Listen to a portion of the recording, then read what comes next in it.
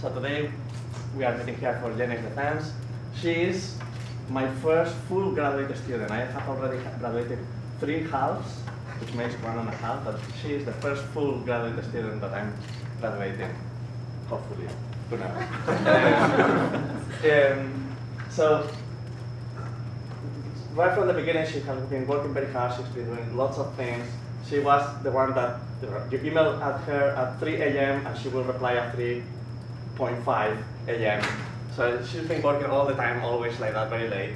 And this is why even today we are meeting here at 10 a.m. after having a deadline at 3 a.m. yesterday. So there may be some people in the audience that you will see that are half sleeping. So you see somebody snoring, just keep him and wake him up. We also have one committee member that is away, Alyosha Efros, and he has also been working until 3 a.m. So maybe he's connected through Skype with Jenny's laptop, and I think he's on a speaker, so if he snores of anything, we'll hear him. So, well, I won't say anything else, so now we can listen to Jenny. And after this, if everything goes well, there will be a party in front of her old office. Well, still her office, but not for very long, and we'll meet there. Thank you. Thanks a lot. So again, thanks a lot for coming after the 3 a.m. deadline. So today I'm going to talk about video databases and some interesting applications that we can do with them. Consider this image. It is said often that a picture is worth 1,000 words. It's definitely the case here. Well, what can we say here? We can talk about this scene as an intersection in an urban environment. We can talk about the objects that live in the scene. To some extent, even say something about the actions that these objects are performing. For example, based on the pose of the people here, we can tell that they're walking and crossing this intersection. This person over here is walking a bike through this intersection. We can also reason about the materials that live in the scene. Differentiate the brick wall from the metal car and the cloth on the awning. And also say something about the geometry of the scene. We can tell that this car is closer to the scene than any of the parked cars over there. All of this comprises descriptions of a scene, and each of these topics are very well studied in computer vision. But this talk is going to be about something slightly different. I argue that there's some temporal knowledge that we have about the scene. And this translates into being able to make predictions about the scene. For instance, I can say that this car over here is likely to move down this path if this were a video playing. I can say that the pedestrians are more likely to be walking on the sidewalk and on the crosswalk than anywhere else. Or that any of these cars parked in the street could just pull out of their spot and drive through the road. All of this information is not in the scene, but it's in us, and we can transfer it into the scene. So what is this useful for? Well, I can say that this is helpful for identifying unusual events. I might not know which street this depicts, but I clearly know something is odd, and I do not need to have been to this street to train and detect this unusual event. The same is true for the opposite example. If we just have a static image like this one, it's really easy for us to predict the trajectory of the car, such as this one. So this is the whole premise of this thesis. How is this possible? Well, we have observed many examples of things going on in our surroundings. And the idea is to capture a large video data set, gather all of this information, and transfer it to the individual scenes that we're observing. This is the outline of my talk. First, I'm going to talk about how to build this backbone of a video database. When we're talking about videos, it's also useful to talk about ground truth data and how we're going to create it. Next, I'm going to talk about a specific application. Using all of this data, I'm going to try to detect unusual events for scenes that we have not observed in the past. Finally, I'm going to talk about predicting trajectories, specifically of cars, given a single image.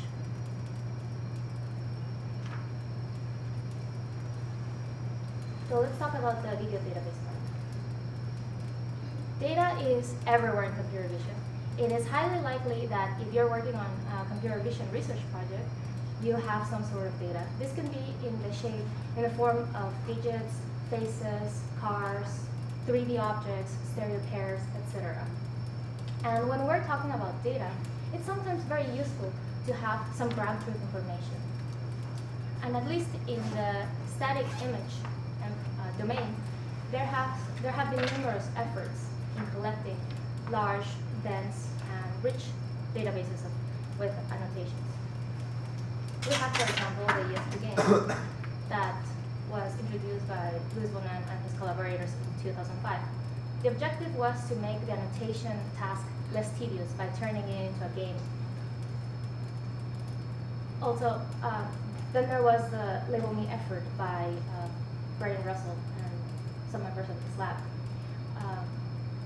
The idea of Label Me was very simple yet very powerful. Just make an annotation tool and deploy it on the web. Make it accessible for everyone to use.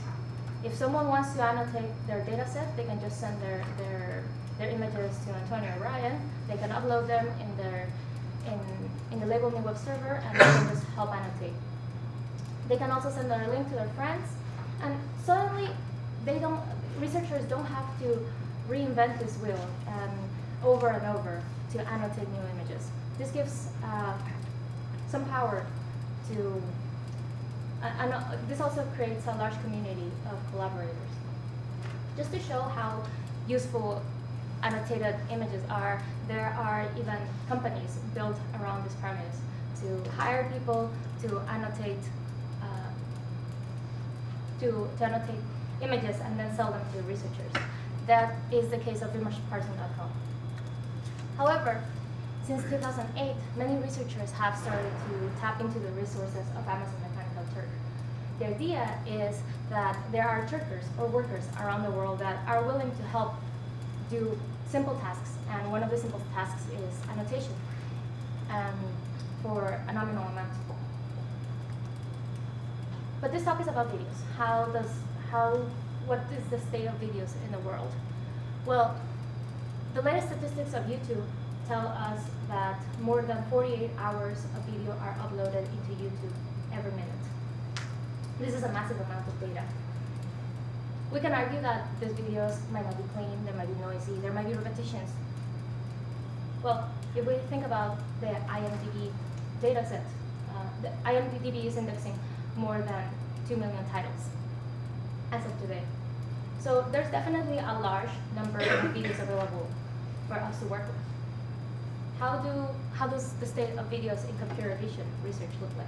Before I go to break down the number of resources available, I'd like to talk about some attributes that we would find useful. For instance, we care about scene diversity. We don't just want hours and hours of video for one particular scene. We care about openness and availability. Then we care about a large number of them, and it would be also really nice to have object-level annotations. So this is a breakdown of datasets available. We have TVs and movies and internet videos from YouTube, for instance. All of these two types of data are very nice in that they are diverse in scenes and we can collect many of them. Unfortunately, there might be some issues with copyright that might be unclear. There are surveillance video datasets, and the nice thing about this is that if they're captured by research institutions, they can be open and available. We can collect a large volume of them, but the problem is that most of the datasets, as of today, have fewer number of scenes compared to the length that they contain. Finally, we have datasets like the KTH dataset, which comprise videos captured in a university where researchers are acting particular scenes in a very well-controlled environment. The problem with this is that it's hard to scale them to a large volume, and we lack scene diversity. And across the board, notice that it's really hard to come up with object-level annotations. compared to the image counterpart. So this work that I'm going to present was published in ICC 2009. But since then, there have been lots of interesting works coming out in the community, especially the work by Carl over here and Deba at UC Irvine, who looks into tapping into the Amazon Mechanical Turk resource and annotating objects. I highly recommend you take a look at this work. So I'm going to talk about label me video. And this is work with Brian Russell, Liu, and first we need a database.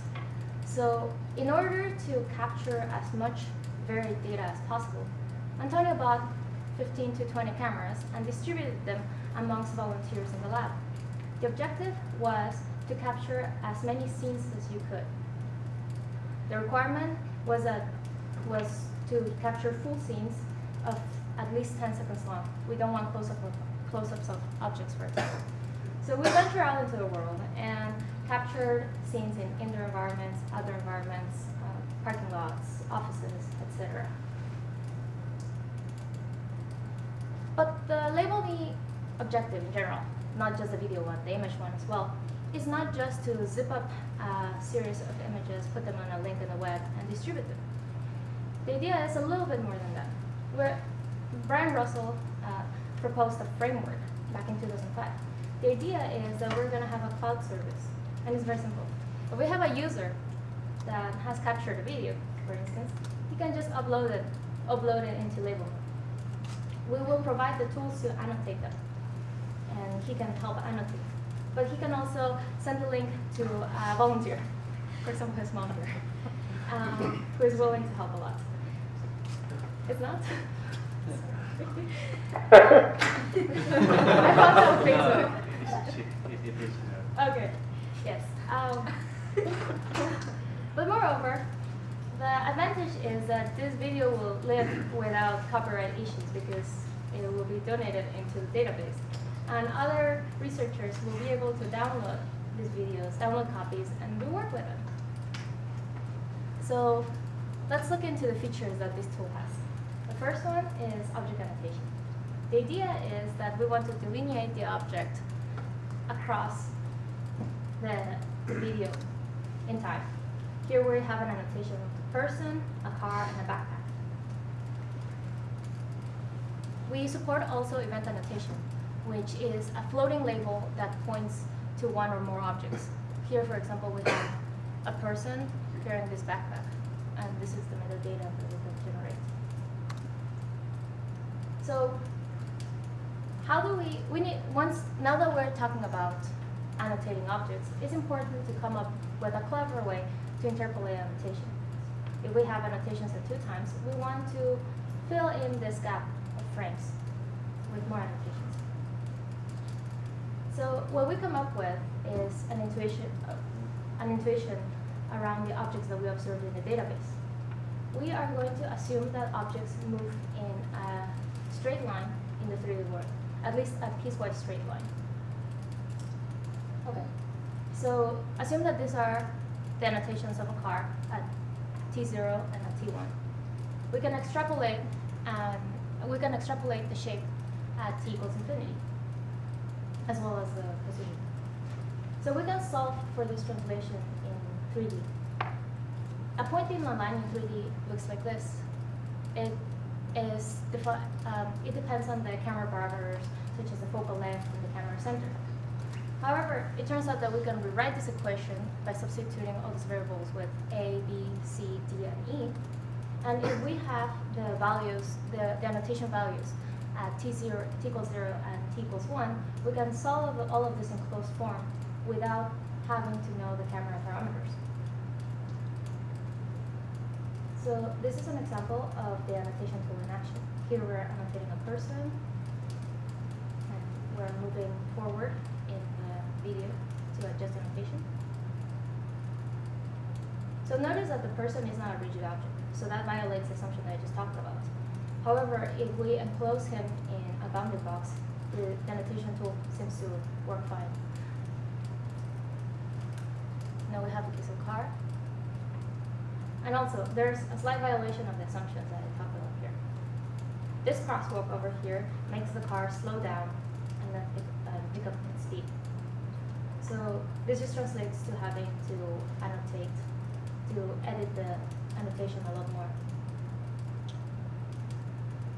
But we can still assume that it's peaceful, constant velocity to some extent. Okay, so this slide shows more example annotations in our database of videos. We're aiming for diversity in scenes as well as density in object annotations.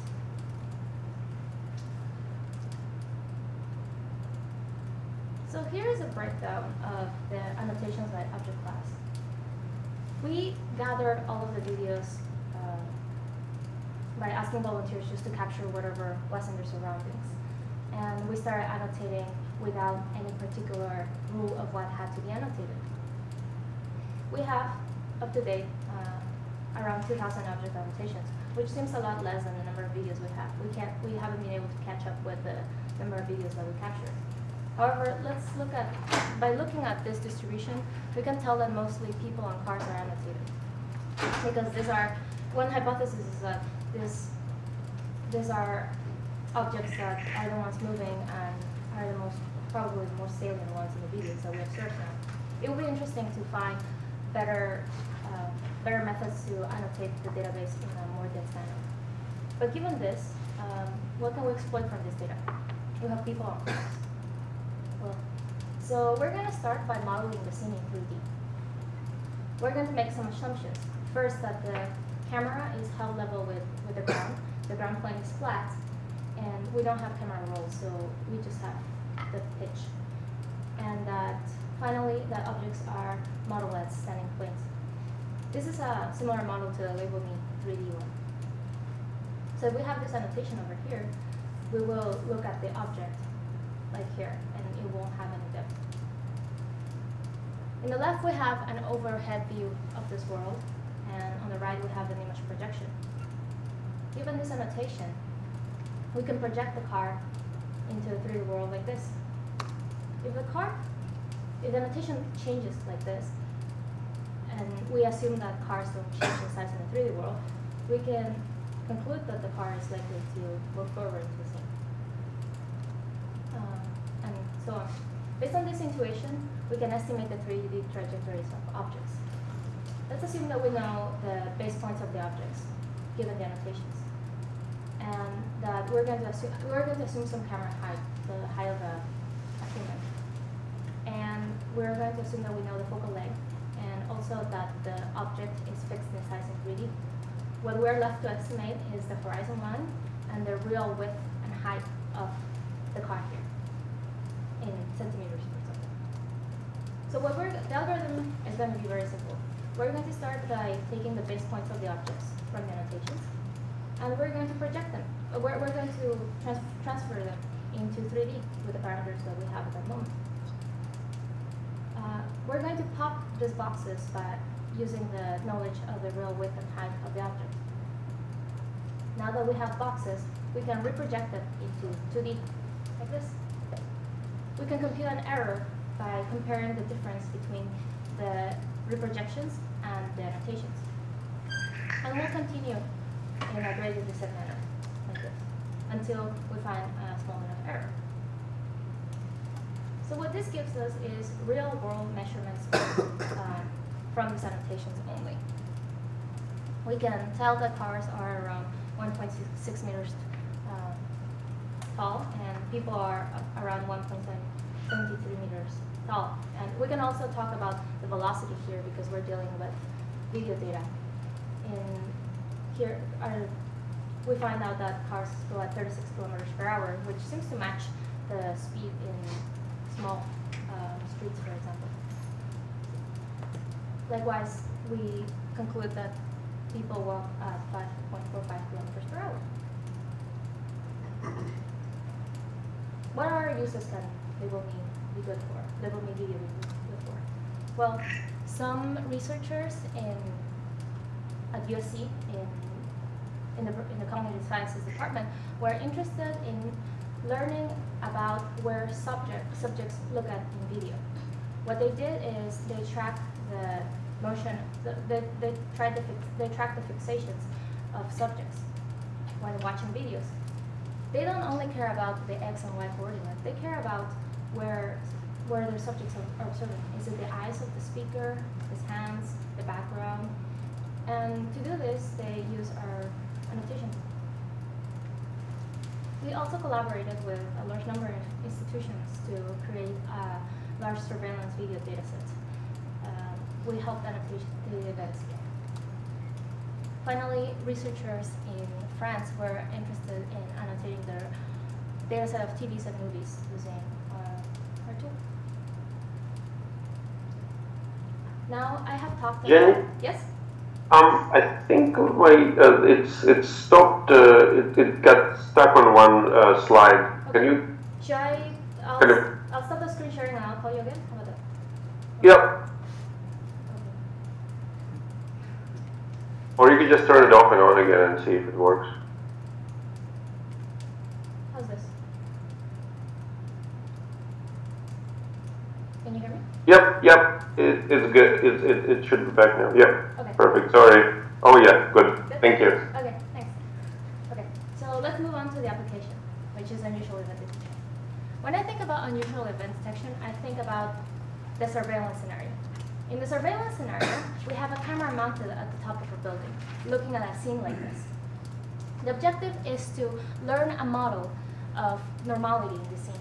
And often we need to capture hours, days, or months of data. And the objective is to compare the new video clip against what we observed in the past. However, how could we do this even as humans? How could we identify an unusual event from a new scene? Consider this video. We have people skateboarding over here. Is this an unusual event or not, even for humans? Well, I think it depends, and we lack some context in the scene. If this road is just closed is just for vehicles, this could be flagged as an unusual event. But we don't really have the knowledge because we haven't observed scenes in the past. Likewise, in this example, we see a car pulling over. Is that an unusual event or not? Well, it really depends if this is a loading zone or not, and we don't have a knowledge of the scene. Well, so because of this, in surveillance case, we need a lot of data tailored to this particular scene. But the objective here that I'm going to propose is to look at a different kind of videos. We're going to try to identify what is obviously unusual in a video like this. We can easily identify what is the unusual event without having observed hours and hours of video from this scene. And how are we going to do this? We're going to use our database of videos that we collected in a previous section. So the desired result is something like this. We are going to track the objects and mark the unusual tracks in red and the normal ones in yellow. So we're going to adopt a data-driven framework for this. We're going to use a label me database, and we are going to take the first frame from this unusual video and query it against the database. Then we're going to retrieve the closest videos using the gist descriptor. The idea is that we're going to aggregate all the motion information from the nearest neighbors, and we're going to come up with a result like this. I'm going to break down this task into 3 sections. The first one is how we're going to represent the motion, then how we're going to integrate all of the data from the nearest neighbors, and finally, how we're going to make sense of all of this data and generate results. Well, let's start by representation. We're going to start using tracks from data, from video. This is this shows the tracks. This video shows the particle video tracker by Sen and Teller. So we're just going to consider points across time. So now that we have all of these tracks, we still need a higher dimensional representation. And we're going to do so by clustering them. Assume that the vertical axis indicates the y coordinate in the image, and the horizontal axis indicates the time in frames. We're going to get rid of the x-coordinate here, just for visualization purposes. Since the time is in frames, it's discrete, and now we're going to draw a first point in that is tracking the one-dimensional image. The point moves like this, and at some point it's lost. We can compare it against a second track like this. We're going to define a distance measure between two tracks, the orange one and the yellow and the green one. And it's going to be very simple. It's just going to be the point distance, the Euclidean distance for each pair of points added together during the intersection of time. If we take this distance measure and convert it into a compatibility measure, we can run normalized cuts on this big matrix and come up with something like this, track clusters. Notice how the tracks are grouped, are roughly grouped by the objects that they belong to. Of course, there's over-segmentation, and I like to think about the track clusters as the superpixel analog in track data. Just a couple of examples.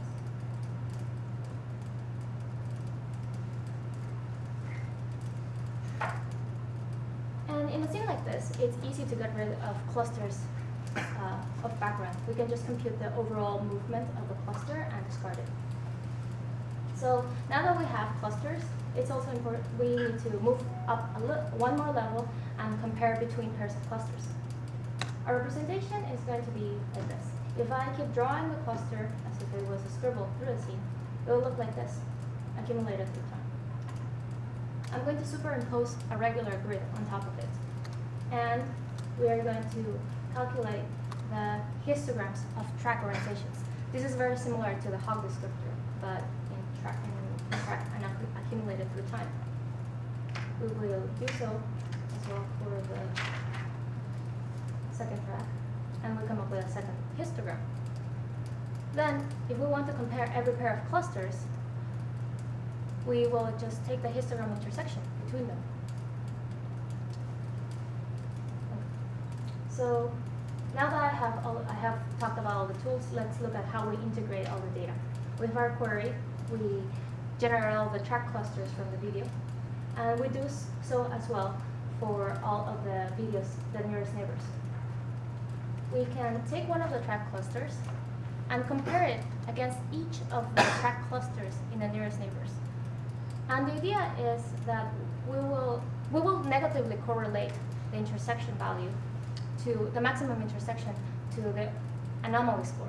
The idea is that if we find a track cluster that looks similar to this one, the anomaly score will go down. So we validated this by creating a test set.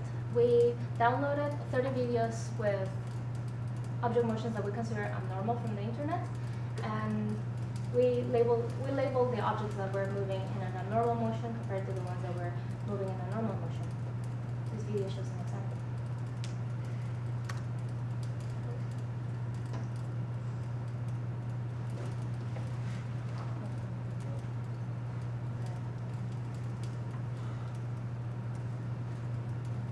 I think my slides just crashed.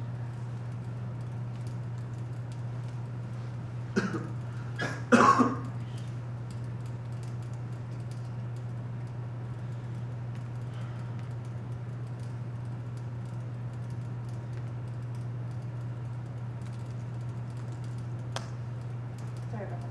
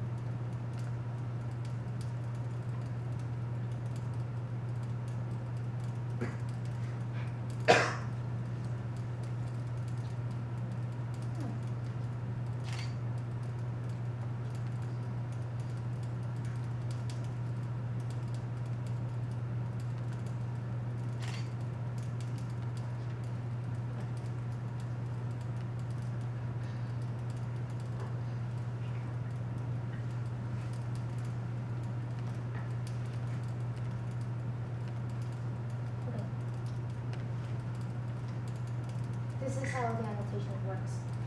We annotated the objects that move and labeled them as unusual or normal. And obviously here you can tell which ones are the unusual objects. Okay. So these are the results. Here's another example of some buildings that are going to collapse. Since this is extremely unusual compared to any of the videos that we captured, it's fairly easy to identify them. So how do we evaluate this? The first question is, are the nearest neighbors telling us anything interesting? Or is it just random? So what we did is we considered only random nearest neighbors instead of using just. And the result, this is the ROC curve. It's very close to random. The red graph shows us the results when considering only nearest neighbors. In the random case, because of the variability of the scenes, I think it was very likely that any random motion could be matched by something in the database. But when we just filtered to consider images that were similar, this performed much better. The second variation was by considering the SIF pyramid matching for nearest neighbors. This method performs very similar to the GIST retrieval. So what else can we do? Now that we have the data from the nearest neighbors for an image, I argue that we can also predict the motion from it. We have all of the track clusters data from the nearest neighbors. So what we do is we just consider the track clusters, we just superimpose them on the same image, and we can create a motion map that looks like this. This shows us the probability that there will be some motion at a particular pixel. So we can do this as a function of k, the number of nearest neighbors. For this image, for k equals 5 and 10, we're predicting that there will be some hotspots over here, probably suggesting motion here, probably from a car. We can compare it against the video data that this frame was captured from, and we can consider the observation as the labels. And here we plot the ROC curve by accumulating all of the pixels. Notice that for k equals 5 and 10, we have a very low performance, but for k equals 20 to 200, we do much better because we're actually finding this motion, probably suggested by this car moving this way. One of the problems of this evaluation is that we are just looking into one specific case and not all of the possible cases. And I'm going to talk about how to, a different method to evaluate this in the next section. Here we have another scene and its motion map. Notice that the ground plane is illuminated and the illumination matches the scene roughly. Same with this one, because in this road, most of the cars will be just moving in this direction. We have a motion map that matches the shape of the road. This is an example of a failure. This is the motion map generated. While it might look reasonable, the observed motion didn't match. It's because this car was just parked. So let me talk about, I'll transition to the next part with H, which is the prediction of a car trajectory from a single image. Well, we can predict the motion of the cars, like in this case. So how could we do something like that? Well, we could do so by finding a source video that has similar scene configuration and finding the car that looks like the car that we observed, that we have in our query. So this is I'm going to talk about the system of review of this method. Let's say we have a static input image as a query and also the bounding box of the car that we want to predict. We query the database again, and the idea is that we're going to retrieve the video that looks similar with the car. Well, an idea would be to do this transfer would be just to cut the annotation or the tracking of this car and just paste it. But this is what happens. And things look slightly odd. Either the car looks like it's floating or it's growing and just going into the sea. This is not perfect. So let's look into why this is a problem. Well, first of all, it could be that the videos were taken with different cameras. One was taken with a phone and the other one with an HD camera. When we are dealing with large databases, we can't guarantee that all of the videos will be taken with the same camera. The second thing is that we might even have slightly different vanishing lines. The GIS descriptor might not be perfect at fine-tuning at this level. Next, so what do we need to do? We need to put everything in the same frame of reference. And this frame of reference can be the 3D world. And we're going to model the scene in 3D, like we did in the first section. And the objects are going to be modeled in standing setting. So how is the system going to change? Well, first, in the query, we're now going to have to estimate the horizon line of the scene. In the retrieve video, we will have to estimate the trajectory of the annotation, also in 3D. Once we have everything in 3D, we can transfer the annotation in the world coordinates first, and then back project with the parameters of the static input image. Let's look into how we retrieve this video. Okay, so the idea is that we will have an input image as a query and a box given to us representing a car. We'll tap into this world of videos, and we want to retrieve nearest videos, but these videos should come with accompanying boxes of the car selected. So the first idea is, again, to use the GIS descriptor to find nearest neighbors. Since we need detection of a car, we will need some car detectors. Here we use the latent deformable part model detector by Fulson et al. The first idea would be just to take your top nearest neighbors and in each of the nearest neighbors, detect all of the cars and consider and rank them like this. The problem is that we might suffer from having to deal with really bad detections that live in the first, in the nearest neighbor, before we consider better detections that live in the next neighbors. So what else can we do? Well, we can sort by the score of the detection. We already assume that the nearest neighbors look similar to the image. So these cars look, these car detections are very nice. However, notice examples like this. The poses don't exactly match the pose of the query. And why is this? It's because the detector is a generic one. It's trained over many different cars, and the objective is to detect all the cars, no matter which configuration they might be in. So we want something slightly different. So Thomas's exemplar SVM does this. The idea is that we are going to have an SVM-based detector that is going to have only one positive image, which is going to be the query, the crop of the car in the query. The negative set is going to be large and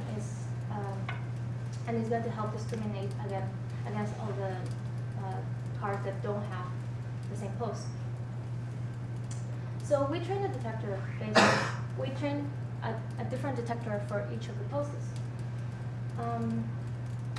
However, let's look at, we ran into an example of this one.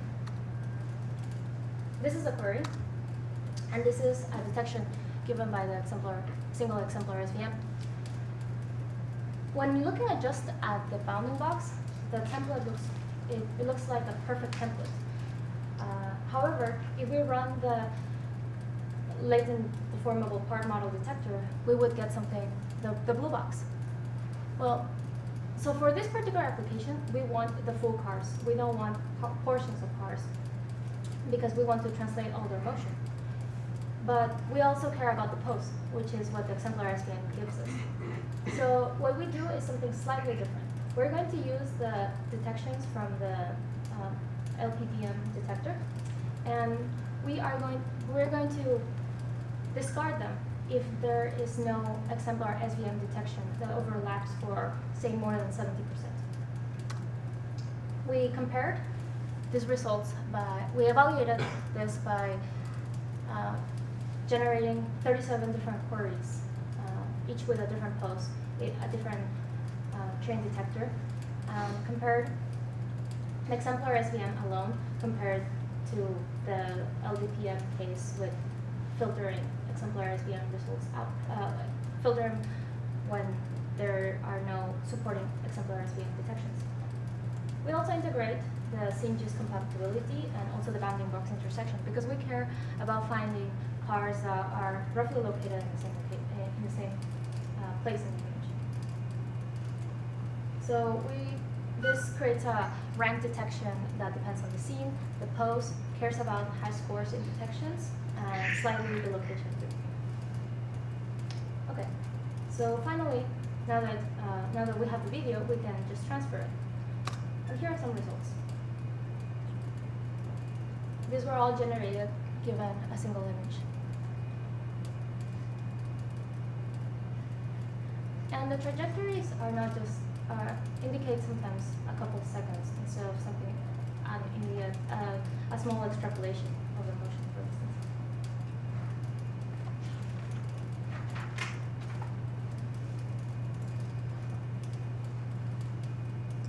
Notice the difference in scenes, sizes, pose of the cars, and location. So I talked about how it's difficult to evaluate something like this when we just consider the observation of the video.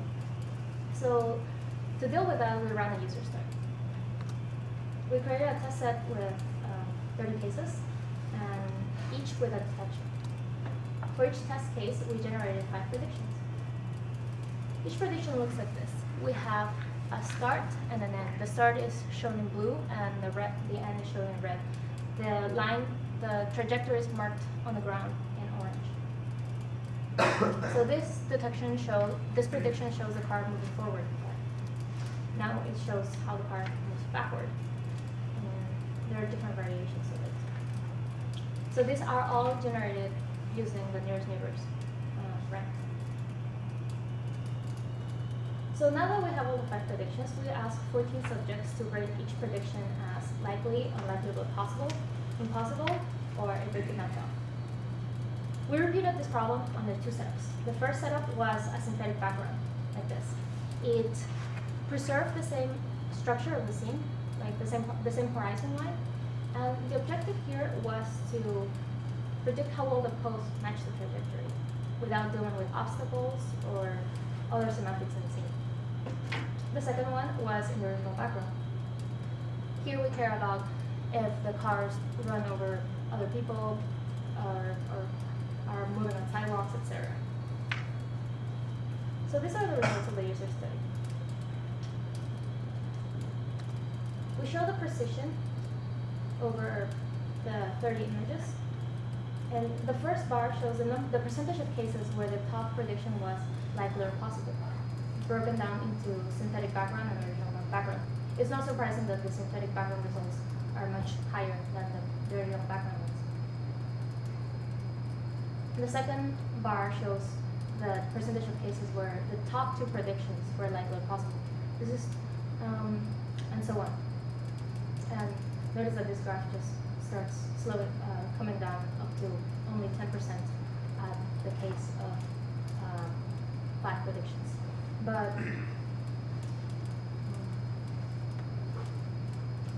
so this is an example. These are examples of cases that were marked as impossible. Here the pose is wrong because it would suggest that the car is skidding. An impossible case in the original background where the car is moving along the sidewalk and then hitting a building, for example. Another collision with another object. And reversing another cars. So these were impossible cases. So today I talked about how to create a large database and how to annotate it, and how to use this annotation, this database, to identify unusual events in video. I also talked about how to deal with the opposite problem, having a static image, how to predict trajectories, in particular for parsing. Here are some ideas for future work. The first idea for the video case is crowdsourcing. Deva and Carl have looked into crowdsourcing the object annotation task. And I think there's a lot of interesting work also to be done there. What about events? How would we describe a scene in a rich way? Also, always having larger data sets always gives us more interesting results. Our data set was constrained mostly to urban scenes because these are the scenes that we see around us. Richer predictions in class, length, and variety would be also more interesting. So I guess before I take questions, I'd like to take a moment to thank everyone who is here. And in particular, I'd like to thank Antonio for teaching me how to think outside the box over the years and not be afraid of coming up with new problems and solutions for them, in particular this thesis. Also thanks to my committee, Bill, Fredo, and Alyosha, for all their support in this thesis. And my co-authors, Brian and Seth, and in general, the Torova lab, and also to Sylvan, who have been very helpful in bouncing ideas back and forth and help polishing submissions. But overall, to the community, the MIT vision community, it's a great place to work here.